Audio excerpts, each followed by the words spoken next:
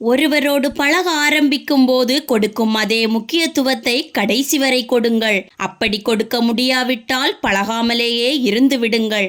தேவைக்கேற்ப மாறும் மனம் உங்களிடம் இருக்கலாம், ஆனால் அதை ஏற்றுக்கொள்ளும் மனம் எல்லோருக்கும் இருப்பதில்லை. ஒருவரை காயப்படுத்தி கண்ணீர் சிந்தவிட்டு நீங்கள் நீண்ட நாட்களுக்கு மகிழ்ச்சியாக வாழ்ந்துவிட முடியாது.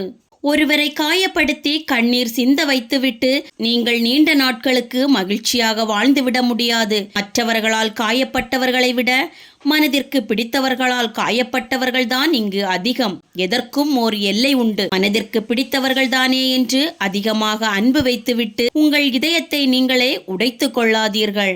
வாழ்க்கையில் இந்த 2 பேரின் முகங்களை இறுதி வரை நம்மால் மறக்கவே முடியாது.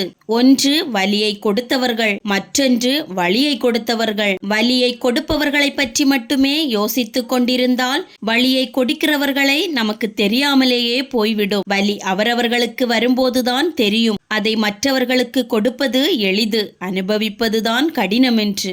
மனதில் தோன்றுவதையெல்லாம் சொன்னால் அது கதையாக தெரியும். தெரிந்ததை சொன்னால் அதுவே உண்மை. பார்த்ததை சொன்னால் அதுதான் ஆதாரம். எந்தவித ஆதாரமும் இல்லாமல் சொல்லிவிட்டால் அது பழியாக மாறிவிடும். எதையும் பேசுவதற்கு முன் கொஞ்சம் யோசித்து நிதானமாக பேசுங்கள். எல்லோருடைய இதயங்களும் இரும்பால் ஆனதல்ல, உணர்வுகளால் ஆனது என்பதை நினைவில் வையுங்கள். ஆண்களுக்கு குடியும் பெண்களுக்கு குழுவும் தான் இங்கே பல குடும்பங்கள் சீரழிய காரணம். தீயதை தவிர்த்தால் நன்மைகள் தானாகவே நம்மை வந்து சேரும். மனைவியிடம் அதிகாரத்தை காட்டினால் உங்களுக்கு ஓர் அடிமை கிடைக்கலாம். ஆனால் அதே இடத்தில் நீங்கள் அன்பை காட்டினால் உங்களுக்கு இன்னொரு அம்மா கிடைப்பாள். அப்பா அழத் தெரியாதவர் அல்ல, கண்ணீரை மறைத்து வைக்க தெரிந்தவர். அன்பில்லாதவர் அல்ல, அன்பை மனதில் மறைத்து வைக்க தெரிந்தவர். பணம் தேடுபவர் மட்டுமல்ல, தன் குடும்பத்தின் தேவைக்காக தன் நிலை மறந்து வாழ்க்கையோடு போராடுபவர். சிரிக்க தெரியாதவர் அல்ல, சிரிக்க மறந்து சிந்தனையில் ஆழ்ந்திருப்பவர். கரடு முரடானவர் அல்ல, நடிக்க தெரியாமல் கோபத்தை கொட்டிவிட்டு பின் யாருக்கும் தெரியாமல் தனக்குள்ளேயே வருத்தப்படுபவர். இருக்கும் போது யாரும் அவரை தலையில் தூக்கி வைத்து கொண்டாட தேவையில்லை. அவரின் உழைப்பையெல்லாம் வாங்கி கொண்டு வளர்த்துவிட்டு அவரை நிர்கதியாய் நிற்க விடாமல் இருந்தாலே போதும். மனைவியை அதிகம் நேசியுங்கள். மனைவியை மதிக்க கற்றுக்கொள்ளுங்கள். தினம்தோறும் சில நிமிடங்களாவது நேரம் ஒதுக்கி மனைவியுடன் பேசுங்கள். மனைவியை யாருடனும் ஒப்பிட்டு பேசாதீர்கள். எல்லா உறவுகளை காட்டிலும் இறுதி வரை உங்கள் கூடவே வரும் உறவு உங்கள் மனைவி மட்டுமே.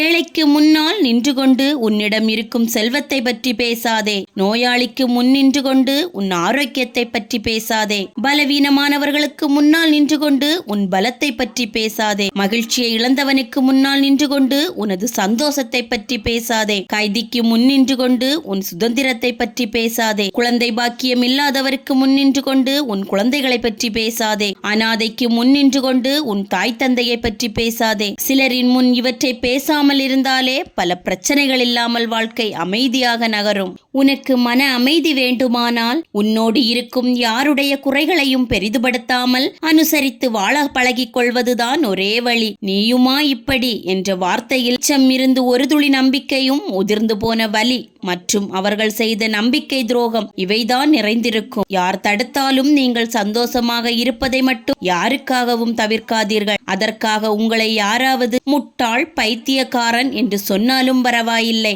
நிம்மதியில்லாத புத்திசாலியை விட சந்தோஷமான பைத்தியக்காரன் எவ்வளவோ மேலானவன் என்று கடந்து செல்லுங்கள்.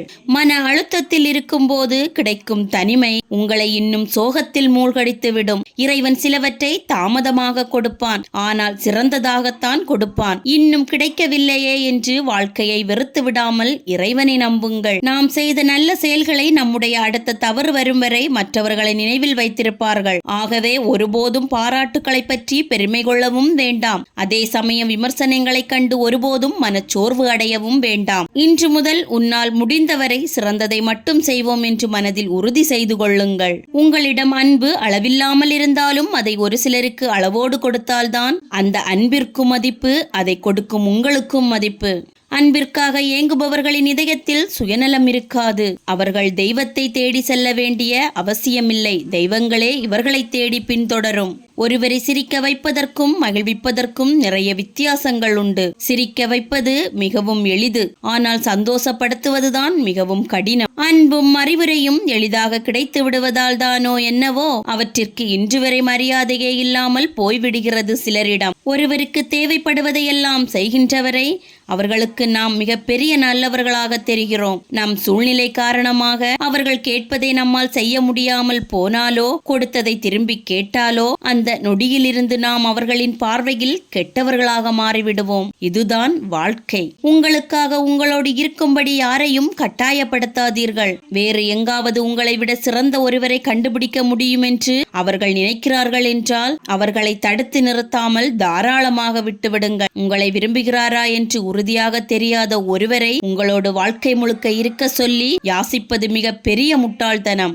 நீங்கள் எல்லோருக்கும் எளிதில் கிடைத்து விடும்படி இருக்காதீர்கள். தேடலின் மதிப்பு கிடைக்கும் வரைதான் எளிதில் கிடைத்து விடுகின்ற ஒன்றை எல்லோரும் விரைவில் உதாசனப்படுத்தி விடுகிறார்கள். நாம் ஒருவரை நேசிப்பதை காட்டிலும் நம்மை ஒருவர் நேசிக்கும் போதுதான் நமது வாழ்க்கையே அழகாக மாறுகிறது. உங்கள் பேச்சில் அன்பும் பரிவும் இருக்கிறதோ இல்லையோ, ஆனால் ஆணவமும் கோபமும் இல்லாமல் பார்த்து கொள்ளுங்கள். உன்னுடைய கோபம் யாரை மாற்றவில்லையோ, உன்னுடைய மௌனம் யாரை காயப்படுத்தவில்லையோ அவர்கள் உனக்கானவர்கள் இல்லை என்பதை உணர்ந்து கொள். உங்கள் எண்ணங்கள் நன்றாக இருந்தால் நீங்கள் எடுத்து வைக்கும் ஒவ்வொரு அடியும் உங்களுக்கு நன்மையாகவே அமையும். யார் உங்களை வெறுத்து ஒதுக்கினாலும் அதற்காக கவலைப்படாதீர்கள். சிலரின் நிராகரிப்புகள் தான் உங்களை உயர்ந்த இடத்திற்கு அழைத்து செல்ல போகிறது என்பதை நினைவில் வையுங்கள். தேவையில்லாத உறவுகளை வெட்டி விடுவதில் தயக்கம் காட்டாதீர்கள். முற்றுப்புள்ளி இல்லை என்றால் வார்த்தைகள் கூட அழகும் பெறாது, அர்த்தமும் பெறாது. வார்த்தையானாலும் வாழ்க்கையானாலும் அர்த்தமில்லாமல் போய்விடும். தேவையில்லாத உறவுகளோடு நீங்கள் ஒட்டி கொண்டிருந்தால் சகிப்புத்தன்மை கூட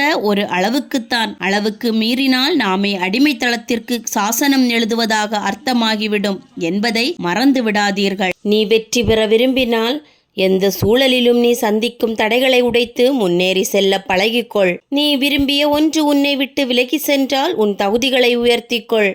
விலகி சென்ற அனைத்தும் விரைவில் உன்னை தேடி வரும். முடியும் என்று முயற்சிப்பவர்களுக்கு பல வழிகள் கிடைக்கிறது. முடியாது என்று முடங்கியவர்களுக்கு பல காரணங்கள் கிடைக்கிறது. மற்றவர்களால் தோற்கடிக்கப்பட்டால் அது தோல்வி அல்ல. உன்னால் முடியாது என்று நீ துவண்டு விழுந்தால் அதுதான் உண்மையிலேயே மிக பெரிய தோல்வி. உனது உழைப்பை பொறுத்துதான் உனக்கான வெற்றியும் காத்திருக்கும். உழைப்பை கொடுப்பதில் எப்போதும் தாராளமாக இரு.